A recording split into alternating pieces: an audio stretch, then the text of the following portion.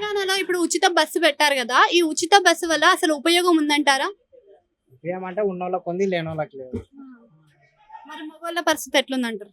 మగవాళ్ళ పరిస్థితి ఘోరం ఉంది. ఆడోళ్ళు అయితే ఇంకా కూరగాయలకు కూడా సీటుకి వెళ్ళిపోతుండ్రు. ఇంకా ఇప్పుడు ఆధార్ కార్డు తీసుకుంటున్నారు, బస్కి వస్తున్నారు కూరగాయలు. ఇప్పుడు మీ ఇంట్లో మీ వైఫ్ కి అయితే ఫ్రీ ఉంటది కదా, అప్పుడు మీకు లాభమే కదా. అంటే వైఫ్ ఒకటే పోతుందా? ఇంకా మిగతా వాళ్ళు ఇంకా మా ఎక్కడ పోకూడదు.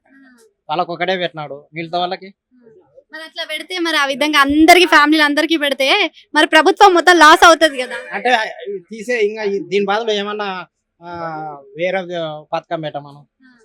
6 గ్యారెంటీలు ఇచ్చిండు మరి వస్తున్నాయి ఆ పథకాలు ఏమన్నా? ఏమొచ్చినాయి 6 గ్యారెంటీలు? గ్యాస్ ఇస్తున్నాడు, గ్యాస్ ఇచ్చలేడు. మరి కరెంట్ ఇస్తున్నాడు 200 యూనిట్లు. ఇంకా అదొక్కటి ఇచ్చినాడు మొన్న. ఇంకా ఈ బస్సు ఇచ్చినాడు. ఇంకా ఆగస్టు 15కి ఏమో రైతు బంధు అన్నాడు, అది చేస్తాడా చేయడా తెలియదు. ఇప్పుడు మరి మీ ఇంట్లో వాళ్ళకైనా పక్కింట్లో ఎవరికైనా సరే వర్కింగ్ ఉమెన్స్ కి ఇది ఉపయోగమే అంటున్నారు కదా, సేవింగ్ చేయొచ్చు కొంత మొత్తాన్ని నెలకి అని అంటున్నారు కదా.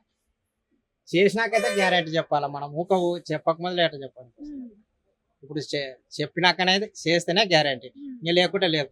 ఇప్పుడు అవతల 7,000 పింఛన్లు ఇస్తున్నారు, అవతల ఈతల ఏం లేదు. అదే ఇంకా అదే బస్సుల సంఖ్య కూడా తగ్గింది అంటున్నారు కదా, బస్సుల సంఖ్య ఏమైనా తగ్గిందా? మరి అంతే ఉన్నాయా, అప్పుడున్నన్నే ఉన్నాయా? బస్సులు ఏం తగ్గిలే ఉండవు. ఇప్పుడు లేడీస్ ఎక్కువ ఉంది.